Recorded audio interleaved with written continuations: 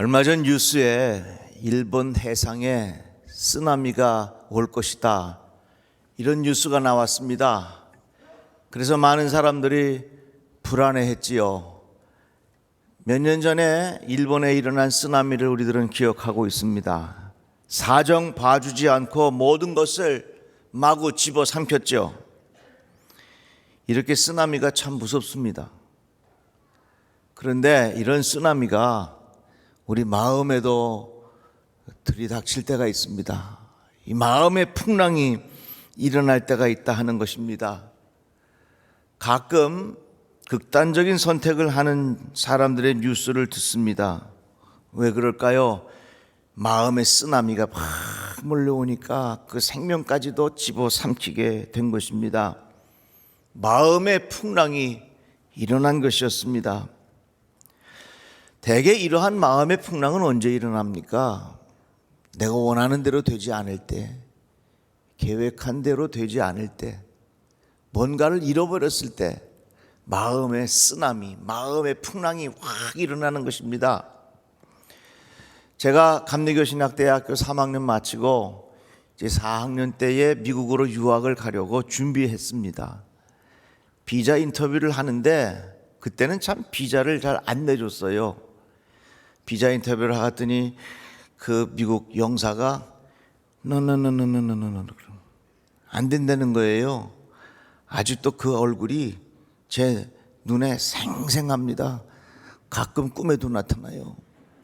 그게 거의 40년 전의 일인데 아직도 그때 일어났던 내 마음의 풍랑의 기억이, 내 마음에 일어났던 그런 쓰나미와 같은 것이 아직도 제 기억에 나타납니다. 이같이 우리들은 살면서 마음의 풍랑을 만날 때가 많이 있어요. 자식 때문에, 돈 때문에, 건강 때문에, 코로나 때문에, 우크라이나 전쟁 때문에, 날씨 때문에, 별의별 이유로 우리 마음속에 이런 마음의 풍랑이 일어날 때가 참 많습니다. 그런데 제가 이 찬송가 288장 이 3절을 부르면서 제가 참 은혜가 됐어요. 주 안의 기쁨 누림으로 마음의 풍랑이 잔잔하니. 제가 이 찬송을 얼마나 많이 불렀는지, 이 3절을 아마 수백 번 불렀을 거예요. 언제? 격리 중에. 격리 중에 이 찬송을 부르는데 그렇게 마음이 편안할 수가 없어요. 다 같이 한번 불러봅시다. 주 안의 기쁨 누림으로 마음의 풍랑이 잔잔하니 세상과 나는 간 것 없고 구속한 주만 보이도다. 아멘. 우리 마음의 풍랑이 막 일어나는데 주 안의 기쁨을 누릴 때에 마음의 풍랑이 잔잔해진다는 것입니다. 그런데 대체로 마음의 풍랑이 언제 일어나냐면 계획한 대로 되지 않을 때, 원하는 대로 되지 않을 때, 잃어버렸을 때에 마음의 쓰나미가 일어나요. 마음의 풍랑이 일어난다는 것입니다. 그런데 오늘 본문 말씀에 보니까 이렇게 표현하고 있습니다. 비록 무화과 나무가 무성하지 못하며 포도나무에 열매가 없으며 감람나무에 소출이 없으며 밭에 먹을 것이 없으며 우리의 양이 없으며 외양간에 소가 없을지라도 나는 여호와로 말미암아 즐거워하며 나의 구원의 하나님으로 말미암아 기뻐하리로다. 이 말씀은 뭡니까? 내가 갖고 있는 거 다 잃어버려도 나는 주님의 이름을 통하여 내 마음이 기쁘다 하는 그런 신앙의 고백이라 하는 것입니다. 이 말씀을 보세요. 무성하지 못하며 열매가 없으며 소출이 없으며 먹을 것이 없으며 양이 없으며 소가 없으며 있는 게 하나도 없어. 남은 것이 없습니다. 제대로 된 것이 아무것도 없으니 마음이 불편하고 불만이 가득하고 우리의 마음에 풍랑이 일어나기 쉽다는 것입니다. 그런데 하박국 선지자는 뭐라고 합니까? 이런 것이 다 없어도 나는 하나님 한 분으로 내 마음이 기뻐하리로다. 그런 말씀을 우리에게 전하고 있는 것입니다. 우리는 대개 왜 마음의 풍랑이 일어난다고 생각합니까? 없으니까. 비교해서 내 마음이 불편해지니까. 계획한 대로 안 되니까. 그래서 내 마음에 풍랑이 일어난다고 자꾸 생각하기 쉬워요. 그런데 여러분 보세요. 아무리 내가 원하는 걸 가져도 그 며칠 못 가요. 그러니까 마음의 풍랑은 내가 무엇인가를 성취하고 소유해서 오는 것이라기보다는 하나님과의 관계라는 것을 우리가 더 중요하게 생각해야 합니다. 얼마 전에 모 회사의 대표가 나이가 54살인데 우울증으로 사망을 했습니다. 서울대학교와 카이스트를 나오고 재산은 얼마냐? 15조 5천억 원이에요. 별로 놀라지도 않네. 그런데 이 돈이 얼마인가 한번 제가 계산을 해봤더니 1억도 얼마나 커. 매일같이 1억씩 쓰는 거예요. 이강시 장로님, 매일같이 1억 쓴다면 어떻게 쓸 수 있을까? 예? 박원기 장로님, 매일같이 1억씩 쓸 수 있겠어요? 뭘 쓸 수도 있겠지만 그 매일같이 1억을 쓴다 그러면 어떻게 쓰겠어? 그런데 15조 5천억 원이라는 돈이 얼마나 하면은요, 매일같이 1억을 쓰는데 424년 동안 쓸 수 있는 돈이 15조 5천억이요. 어휴, 우리는 하루에 몇십만 원만 써도 막 기분이 좋을 텐데 매일같이 1억을 쓰는데 그걸 424년을 쓸 수 있는 돈이 15조 5천억이요. 아주 똑똑한 사람이야. 사회적으로 많은 사람들에게 인정받았던 사람이에요. 그런데 우울증이 걸려서 죽었어. 대충 상상할 수 있잖아요. 이런 것을 보면 내 마음의 풍랑이라고 하는 것은 갖고 성취하고 이런 것으로부터 오는 것이 아니라는 것을 우리가 알게 됩니다. 권력을 가지면 내 마음에 이 바람이 풍랑이 잦을까요? 제가 요즘에 이방원을 아주 재밌게 봐요. 오늘 저녁에는 어떻게 될지 모르겠어. 이방원이 왕좌에 앉았는데 계속해서 그 자리에 앉아 있으면서도 마음의 풍랑이 가라앉지 않는 거야. 그 자기 부인도 내쫓고 말이죠. 이런 일들이 벌어져요. 하박국 선지자는 우리에게 귀한 진리를 가르쳐 줍니다. 나는 여호와라 말미암아 즐거워하며 나의 구원의 하나님으로 말미암아 기뻐하리로다. 마음의 풍랑이 일어날 때에 이것을 극복하는 방법이 있습니다. 그것이 뭐라고요? 주 안에 기쁨 누림으로 마음의 풍랑이 잔잔하니. 이거요. 언제 마음의 풍랑이 잔잔해지는가? 소유와 성취를 통해서 그럴듯해 보이지만 오래가지 못합니다. 언제? 예수로 인하여 주 안의 기쁨을 누릴 때에 내 마음의 풍랑이 잔잔해진다는 것입니다. 꽤 오래전에 제가 한동안 소록도에 자주 간 적이 있어요. 그래서 우리 교육자들도 같이 모시고 가고 우리 청년들도 같이 가고 우리 아이들 어렸을 때도 같이 가고 해서 그곳에 가서 아주 참 많은 것을 배우고 느끼고 왔었습니다.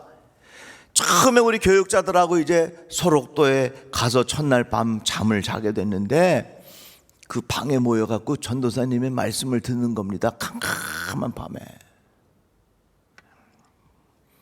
그런데 그곳에 전도사님이 뭐라 그러냐면 이곳 소록도에 사는 사람들이 보기에는 비참한 인생을 갖지만 저주받은 인생이라고 사람들이 생각하고 있지만 그렇지 않습니다.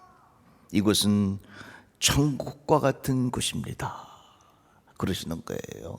실제로 그 소록도를 중심으로 해서 소설을 썼는데 그 소설의 이름이 뭐냐면 당신들의 천국이라는 그런 책도 있어요. 그 전도사님이 이곳은 저주받은 땅이 아니라 이곳은 천국입니다. 그런데 이 천국엔 이유가 있습니다. 이 밤에 저와 함께 낯선 섬으로 한번 가보시겠습니까? 그러는 거예요. 그러니까 그 밤에 아니 배를 타고 또 섬에 어디 또 가나? 그러니까 머리가 쭈삣쭈삣 쓰고 이 밤에 어딜 또 우리를 간다는 소린가? 그러니까 그 전도사님이 뭐라 그러냐면 저와 함께 그 밤에 우리 배를 타고 낯선 곳으로 가시겠습니까? 그러니까 다들 점잖은 체면에 그래도 예 갑시다 그랬죠. 그런데 그 전도사님이 하시는 말씀, 제가 여러분들과 함께 모시고 갈 섬의 이름이 있는데 그 섬의 이름이 찌라도입니다 그러는 거예요. 그러면서 오늘 본문 말씀을 읽어주시더라고요. 비록 무화과 나무가 무성하지 못하며 포도나무에 열매가 없으며 감람나무에 소출이 없으며 밭에 식물이 없으며 우리의 양이 없으며 외양간에 소가 없을지라도, 여기 지라도가 나오는 거예요. 이 말씀을 다시 이렇게 읽을 수 있습니다. 비록 무화과 나무가 무성치 못하며 포도나무에 열매가 없을지라도, 감람나무에 소출이 없으며 밭에 식물이 없을지라도, 우리의 양이 없을지라도, 외양간에 소가 없을지라도. 그래서 이 소록도가 저주의 땅이 아니라 천국이 된 것은 이 섬의 이름이 찌라도가 되기 때문에 그렇습니다. 아이고 은혜를 많이 받았어요. 그래 그 다음날 아침에 이제 그 환우들을, 그곳에 생활하는 분들을 찾아가서 이제 만나서 가는데 아주 그 중환자들이 계신 곳이 있습니다. 더 많이 일그러져 있고 더 고통스러운 분들이죠. 그곳에 찾아가서 이제 같이 기도하고 보는데 정말 여러 가지 어려운 형편 중에 있는데 그들의 모습이 그렇게 맑을 수가 없어요. 그렇게 마음이 평안해 보이시는 거예요. 아, 이분들이 찌라도에 사셔서 이것이 바로 천국이구나 하는 것을 느끼며 서울로 올라오고 있었습니다. 이제 한참 차를 타고 오는데 뉴스에서 무슨 뉴스가 나오냐면 이런 뉴스입니다. 어느 젊은 여인이 쌍꺼풀 수술을 했는데 그 수술이 잘못 나와가지고 자살해 죽었다고 하는 뉴스가 라디오 방송을 통해서 나오는 거예요. 그 두 가지가 너무 대조가 되잖아요. 그 소록도에 계신 그분들의 얼굴을 우리가 상상해 볼 수 있잖아요. 그분들은 찌라도에 살기 때문에 그 마음에 평안함이 있었는가 하면 이 여인은 자기의 쌍꺼풀 수술이 제대로 나오지 않았다고 해서 자살했다고 하는 그런 이야기. 마음의 천국과 마음의 평안함은 어디에서 오는 것이냐? 그것은 소유와 성취에서 오는 것이 아니라 주 안의 기쁨 누림으로, 뭐가요? 마음의 풍랑이 잔잔해진다는 거예요. 다시 한번 불러봅시다. 주 안의 기쁨 누림으로 마음의 풍랑이 잔잔하니 세상과 나를 가로덮고 구속한 주만 보이. 이것이 나의 간증이요, 이것이 나의 간증이요, 이것이 나의 찬송일세.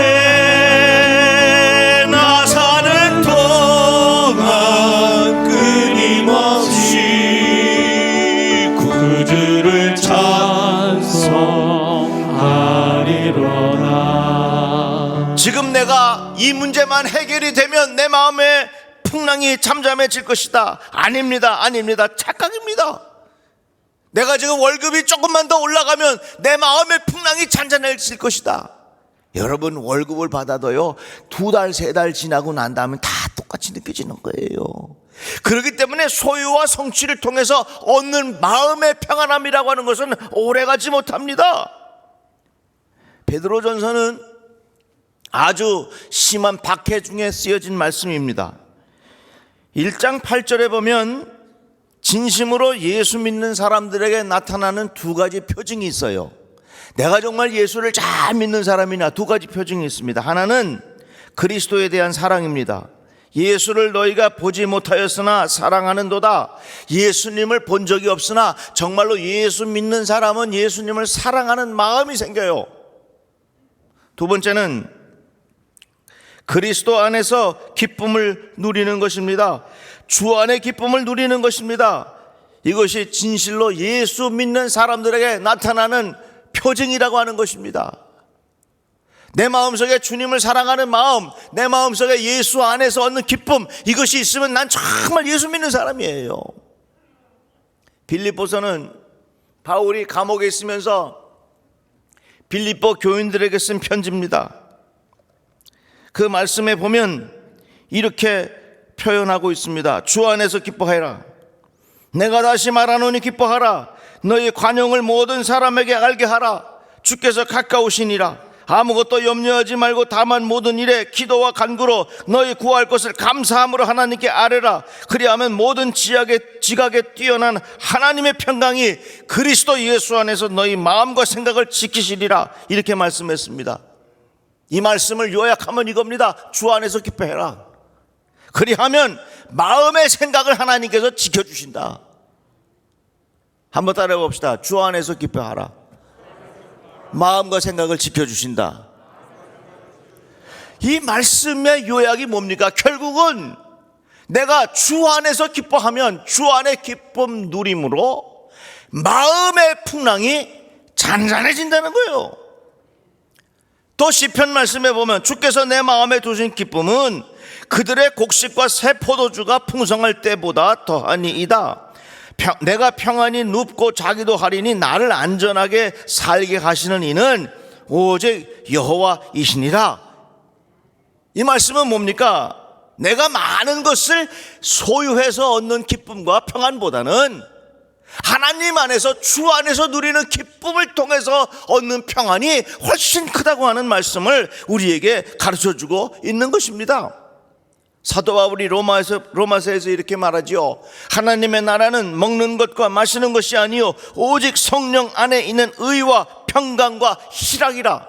하나님의 나라가 임할 때에 나타난 현상들이 있어요. 의와 평강과 희락이라. 희락이라는 게 뭐예요? 기쁨이라고 하는 것입니다. 하나님의 나라가 뭐예요? 하나님 안에 있다고 하는 것. 하나님이 내 마음의 왕이 되신 것, 주 안에서 기쁨을 누린다는 것입니다. 그래서 오늘날 많은 사람들이 이 마음이 불안정해. 마음의 풍랑이 일어나. 마음의 쓰나미가 일어나. 그래서 예측하지 못할 분노와 이상한 일들이 너무너무 많이 일어납니다. 우리들은 소유하고 성취하면 마음이 평안해질 줄 알아. 그러나 그것은 절대 오래가지 못해요. 권력이 있어도, 물질이 많아도, 내 소원이 다 성취돼도 마음의 평안함이라고 하는 것은 오래가지 못해. 그러나 주 안에 기쁨 누릴 때에, 다시 한번 주 안에 기쁨 누릴 때에 내 마음의 평안함을 주십니다. 이러한 확실한 은혜가 여러분들에게 있기를 주님의 이름으로 축복합니다. 예일대학교 교수이자 신학자인 미로슬라프 볼프라고 하는 교수가 있습니다. 이분은 평생을 기쁨에 대해서 연구했어요. 그런데 그 결론이 뭐냐? 기쁨은 단순한 감정이 아니라는 것입니다. 기쁨은 뭐냐? 평생 잘 살아온 인생의 왕관이라는 것이에요. 한번 따라해 볼까요? 기쁨은 인생의 왕관이다. 기쁨이라고 하는 것이 그냥 단순한 감정이 아니라는 거예요. 인생을 어떻게 살아왔느냐, 그것에 대한 왕관이 바로 기쁨이라고 하는 것입니다. 그런데 이 기쁨을 누릴 수 있는 방법이 어디에 있다고요? 주 안의 기쁨, 주 안의 기쁨 누림으로 마음의 풍랑이 잔잔하니. 그래서 여러분, 이번 주간에는요, 운전하시든지 밥하든지 설거지 하든지 뭘 하든지 자꾸 찬양 불러보세요. 한 100번만 불러봐요. 마음이 평안해집니다. 마음이 평안해지면요 얼굴이 환해져. 이 찬양 자꾸 부르면요 피부과 안 가도 돼요. 응? 속은 썩는데 아무리 화장해야 그건 덧칠이야, 덧칠.